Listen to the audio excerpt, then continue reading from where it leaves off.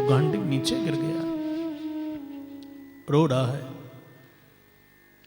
द्वारकाधीश दौड़ करके आ गई, अरे ये क्या है? द्रौपदी बोली, भैया हे द्वारकाधीश, मेरे पांचों बेटा किसी दुष्ट ने आकर के मार दी ने, कहां जाऊं, क्या करूं? अर्जुन रो रहा है कि सब अब नहीं रह सकता, एक पुत्र मेरा सभी लोगों ने घेर के अभिमन्यु मार दिया, मैंने विचार किया 5-5 बेटा तो मेरे हैं, पर आज तो 5 चले गए, हमारे कुल में कौन रहा है? अब मैं भी जिंदा नहीं रहूंगा। भगवान ने विचार किया, गीता का ज्ञान प्राप्त करने वाला मोहग्रस्त हो गया, और यदि ये कहीं मोहग्रस्त हो गया तो संसार के लोग क्या कहेंगे? जो कृष्ण के द्वारा गीता का ज्ञान प्राप्त करने वाला प्रथम श्रोता शिष्य है, वही मोहग्रस्त हो गया।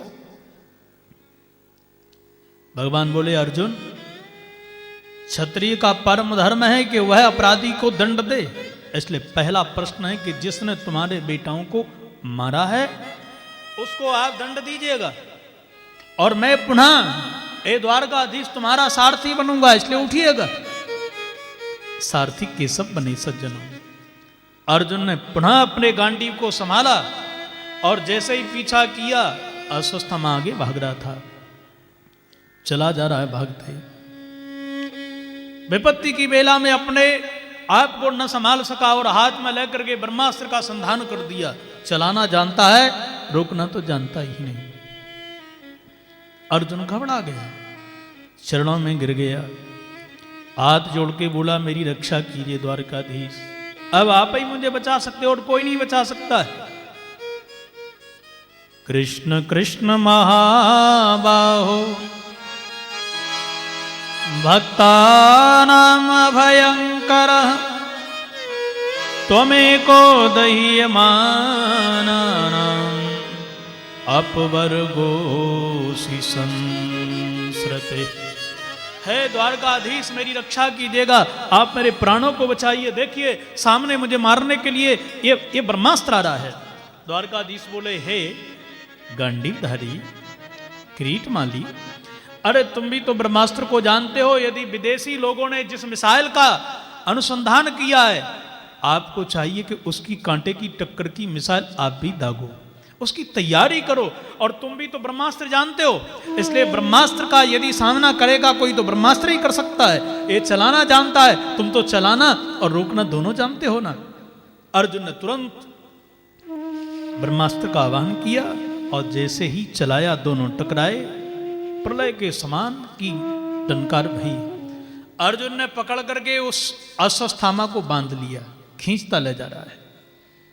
द्रौपदी के यहां लेके जाऊंगा, 5-5 बेटा द्रौपदी के इसने मार देने हैं, वह जैसा कहेगी वही दंड दूंगा, पर मृत्यु दंड से तो नीचे इसके लिए कोई दंड नहीं दूंगा। पर मृत्यु दंड कैसे दिया जाए यह निर्धारित तो वही करेगी। सज्जनों देखिए मां का रूप, नारी का रूप देखिए, जिसने जीवन में केवल परोपकार किया है। कैसा दयालु रूप है, जिसने 5-5 बेटाओं को मार दिया है, पर जैसे ही अश्वत्थामा के ऊपर दृष्टि पड़ी, चीख पड़ी, अर्जुन क्या कर रहे हो, छोड़ दो। उवाच चाह संत्यस्य बंधनानयनं सती मुच्यताम ये सो ब्राह्मणो नितरां गुरु।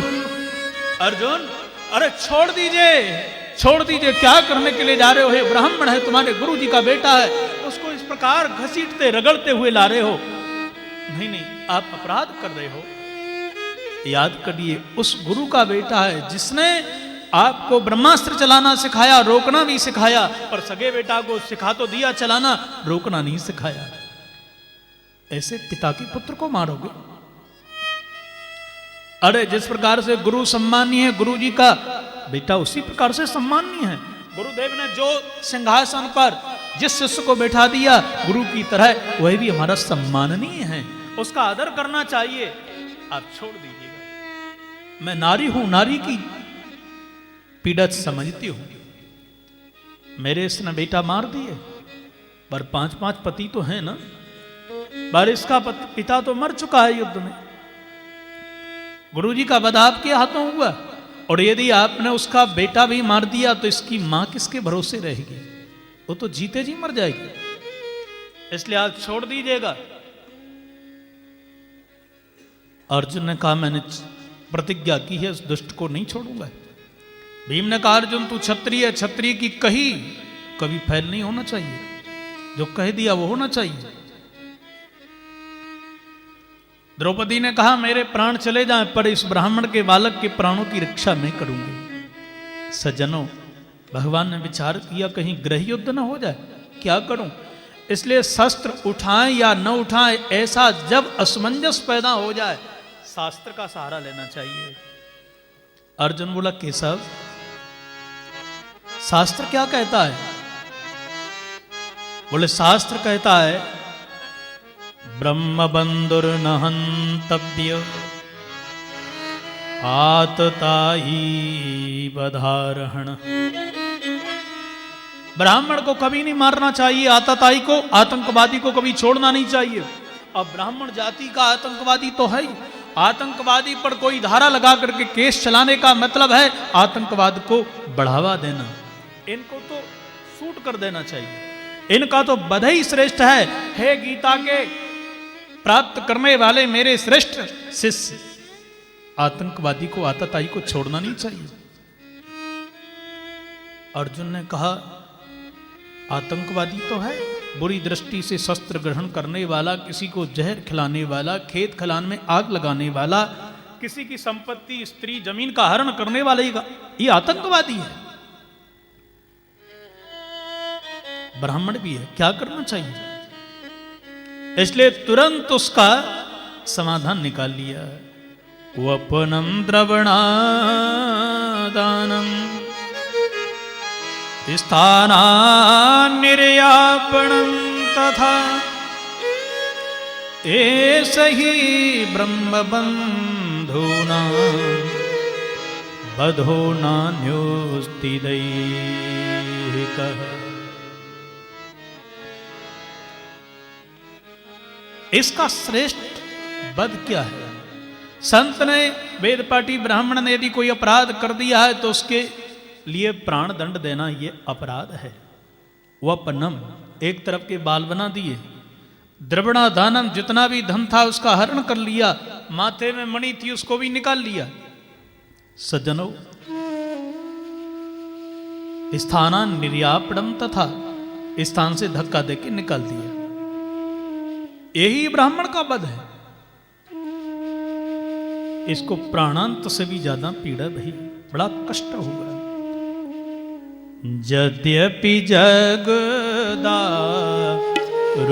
दुख नाना, यद्यपि जगदारुण दुख नाना, यद्यपि जगदारुण दुख नाना, यद्यपि जगदारुण दुख नाना, सब ते कठिन जाति अपमाना, सबसे कठिन जाति अपमान। बड़ा बुरा लगा, बड़ा कष्ट, बड़ी वेदना। पांडव रो रहे थे पांचों बेटाओं के। आज मृत कर्म के उपरांत गंगा जी में तर्पण कर रहे थे, लौट के आए, बड़े दुखी थे। द्वारकाधीश बोले भैया अब मैं चलूं? रथ में बैठे पांडव विदाई कर रहे थे, पर प्रतिशोध की अग्नि में जलते हुए अश्वत्थामा ने 5 बाण छोड़ दिए पांडवों को मारने के लिए। एक बाण उत्तरा की पुत्रवधू, अर्जुन की पुत्रवधू उत्तरा, उसके घर में एक बालक है अभिमन्यु का, उसको मारने के लिए छोड़ दिया। उत्तरा विह्वल रोती दौड़ती चली आ रही है, और आकर के जैसे ही आवाज लगाई त्राही मां मेरी रक्षा कीजिएगा। पाही पाही महायोगिन देव देव जगतपते, नान्यम तदभयम पश्ये यत्र मृत्यु परस्परम।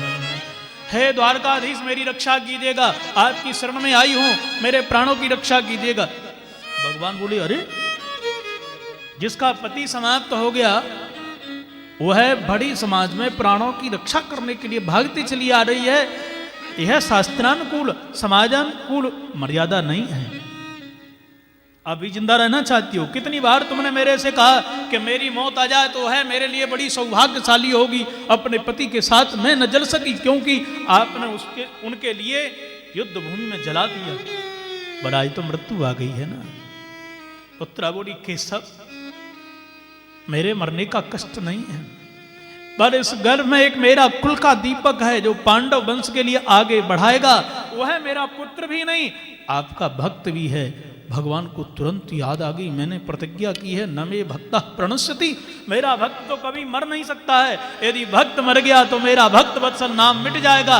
क्या करूं? बिना सोचे अंगुष्ट मात्र बलम, अंगूठे के समान रूप धारण कर लिया।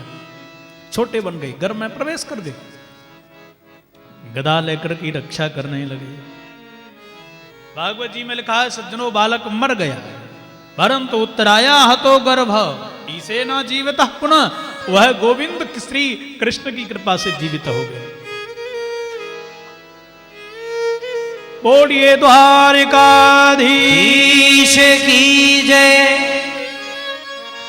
देख रहा बालक, वाह, इनके आने से मेरी पीड़ा दूर हो गई। बस वही ध्यान कर रहा है। और ये सब कुंती बुआ ने देख लिया। ध्यान करने वाली बुआ जी ने जैसे ही देखा, हाथ जोड़ के गाने लगी, वाह प्रभु, आपकी जो कृपा है उस कृपा का मैं वर्णन नहीं कर सकती।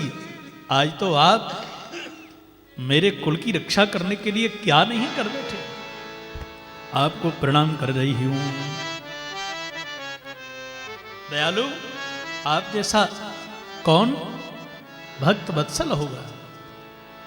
आप करुणा के सागर हैं, आप दीनों के नाथ हैं। आपको मैं प्रणाम कर रही हूं।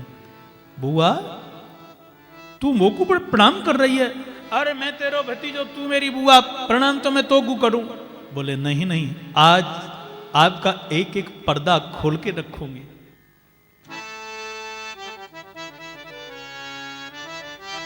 कृष्णाय वासुदेवाय देवकी नंदनाय च नंद गोप कुमाराय गोविंदाय नमो नमः। हे प्रभु, आपको बार बार प्रणाम करती हूं। आप जो है ना, मैं आज समझ चुकी हूं, आप कृष्ण हैं जो मेरे भाभी के लाला बन के आए हैं। देवकी नंदनाय च, कभी कभी आपको नंद गोप का भी बेटा कहा गया है। यथार्थ वह प्रत्येक देहदारी की धड़कन है। गोविंद, आपको बार बार प्रणाम करती हूं। हे गोविंद, आपने मेरे साथ क्या नहीं किया। आज पता चला कि जो मेरे साथ आपने किया है वो तो सगी मां के साथ नहीं किया। 6 भाई आपके कंस ने मार दिए, आप बचाने के लिए कभी नहीं आए, और मेरे 5 के 5 सलामत हैं। इसका प्रमाण आज हो रहा है कि आप जैसा समदर्शी त्रिलोकी में कोई नहीं है। अपनों को दुनिया के लोग बचाते हैं, पर एक दुखियारी के, एक पराई के हित में कौन कार्य करता है? वो आप हैं। आपने मेरे भीम के लिए विष से बचाया, 5 बेटाओं के लिए लाक्षा भवन में जलाने से बचा लिया। आपने मेरे बेटाओं की रक्षा जंगल में बड़े बड़े असुरों से करी। विषान महाग्नि पुरुषा ददर्शनाथ असत सभायाम वनवास कृच्छता, मैं कैसे भूल जाऊं। मेरे 5 बेटा गर्दन नीचे डाले थे। सूचना मेरे लिए मिली कि मेरी पुत्र वधू की साड़ी दुर्योधन के आदेश से दुशासन खींच रहा है। मैंने तो विचार कर लिया कि बस ध्यान लगा करके, अग्नि लगा करके प्राणों को त्याग दूंगी। ऐसा दुख किसी को परमात्मा न दे। आज मेरी पुत्र वधू की लाज साड़ी खिंच रही है। मैंने विचार कर लिया, बस जैसे ही समाचार मिलेगा अपने प्राणों को त्याग दूंगी। बरबारे केशव, वह गोविंद, वह जो जसोदा के यहां जन्म लेकर के आया, जो देवकी का बेटा बन के आया, जो मानव बन करके आया, वह वस्त्र का रूप धारण करके बसन बिहारी बन के आ गया। और मेरी पुत्र वधू की लाज बचा ली। उस दिन मैंने आपका यथार्थ रूप जान लिया था। आप जैसा दयालु त्रिलोकी में कोई नहीं प्रभु।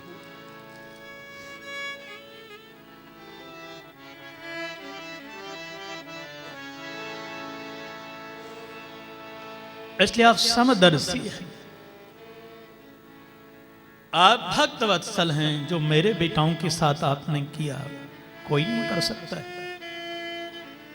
केशव, आज यह दुखियारी दासी भिखारिन आपसे कुछ मांगना चाहती है, दोगे ना? आज मेरे त्रिलोकी नाथ द्वारकाधीश गदगद होकर के बोले, जो कहोगी बुआ वह दूंगा। बोलो, कुबेर का खजाना चाहिए, वह भी तुम्हारे हाथ पर रख दूंगा। ये नहीं चाहिए, पहले कहो दोगे?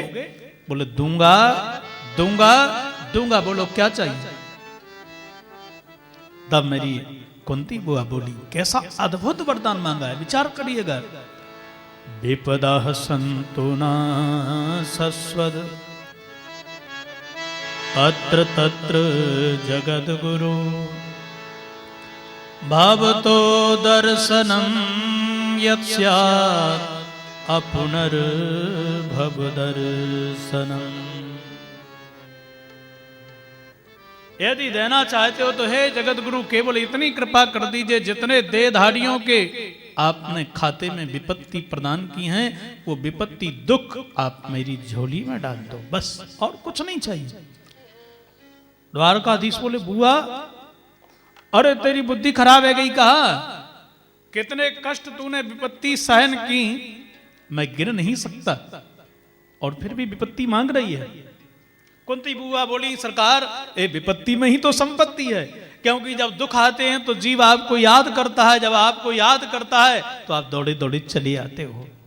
आपका स्मरण ही तो धन है, आपकी स्मृति ही संपत्ति है, और आपकी विस्मृति ही विपत्ति है। इसलिए सबसे बढ़िया बात, जब हमारे ऊपर विपत्ति आती है तो दौड़े दौड़े आप दिल्ली में चले आते हो, इंद्रप्रस्थ में आ जाते हो।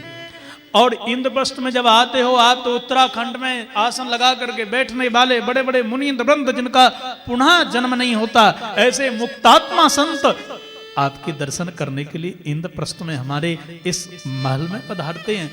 हम संसारी लोग यहाँ बैठे बैठे ऐसे मुक्तात्माओं के, संतों के दर्शन बैठे बैठे कर लेते हैं, आपकी कृपा से। आप जैसा दयालु कौन होगा? इसलिए बस इतनी कृपा कर दो कि विपत्ति का खजाना हमारे यहां भर दो।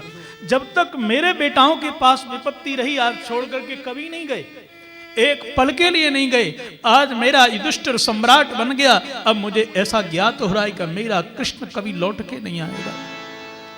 ऐसी संपत्ति का मैं क्या करूंगा? बा दुख के माथे सिल पर जो नाम हृदय ते जाए, बलिहारी वा दुख की जो पल पल नाम जपाए। ऐसे सुख का, ऐसे धन का, ऐसे वैभव का हम क्या करें जो हमको कृष्ण से, हमारी सरकार से हमारा बिछो कर दे, वियोग कर दे। हमारे लिए तो वह बंदनी है जो हमारे कृष्ण से, हमारे प्यारे श्याम सुंदर से हमको जोड़ दे। कन्हैया, एक बात और कहूं, हम माताओं की, स्त्रियों की ममता दो जगह होती है,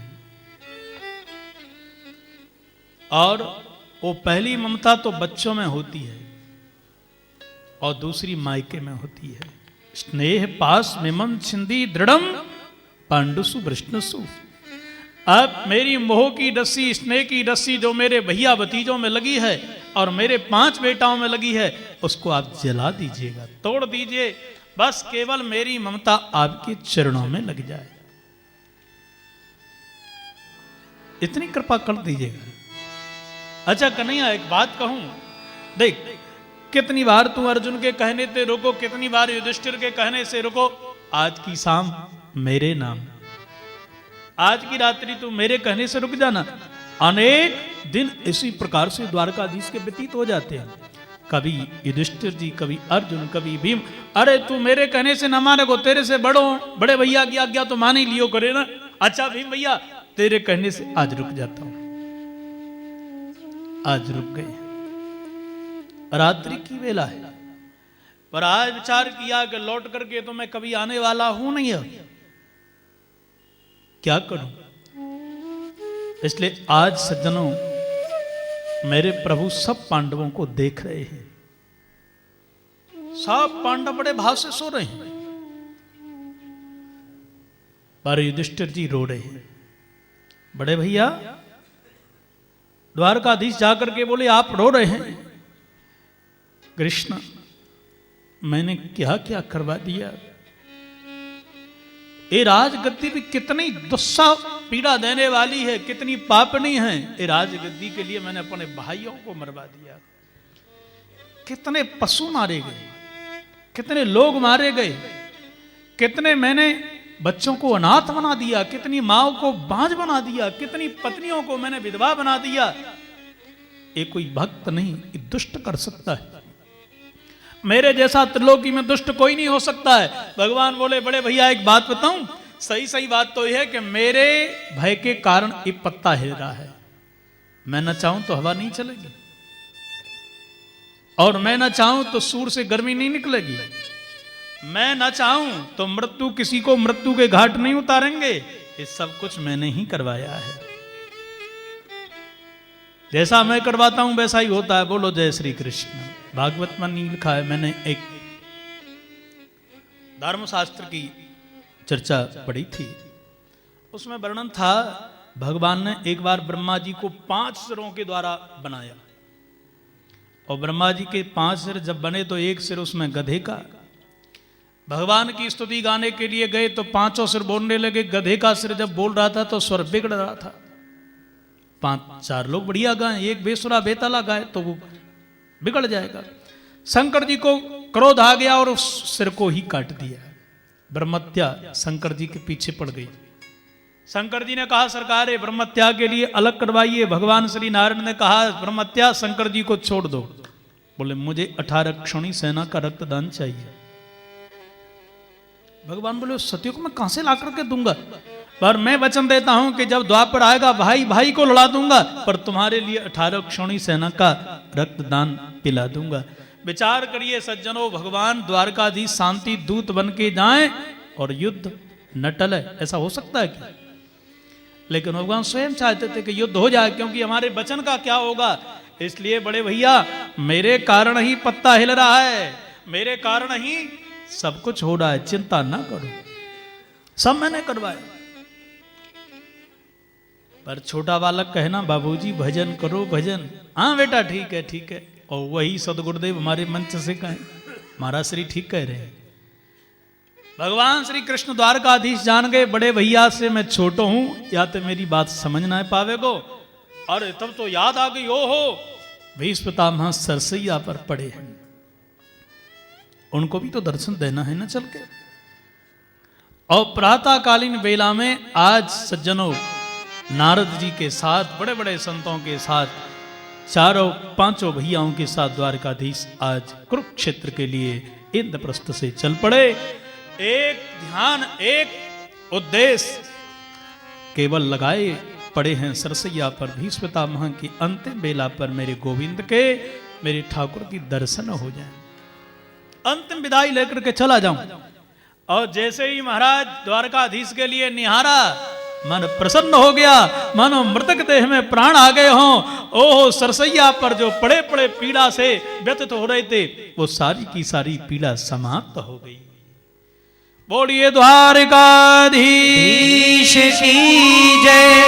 परम प्रसन्न हो गए, और जैसे ही परम प्रसन्न हुए, प्रभु पधारिए।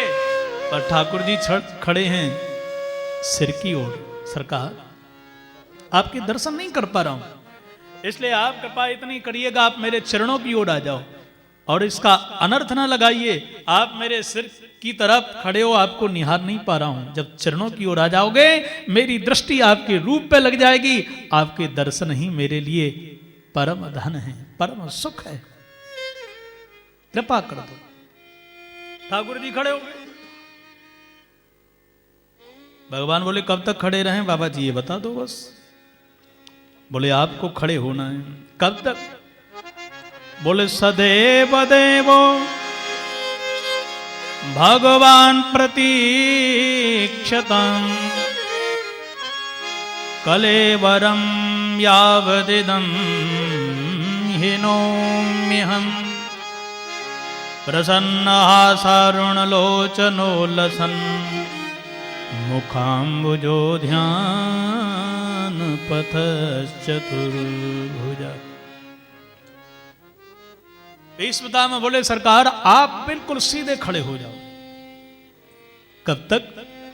बोले प्रतीक्षताम, मैं जब तक अपने कलेवर के न त्याग दूं, आप खड़े खड़े ऐसे ही मेरे कलेवर त्यागने की प्रतीक्षा करते रहिए, सीधे खड़े हो जाओ।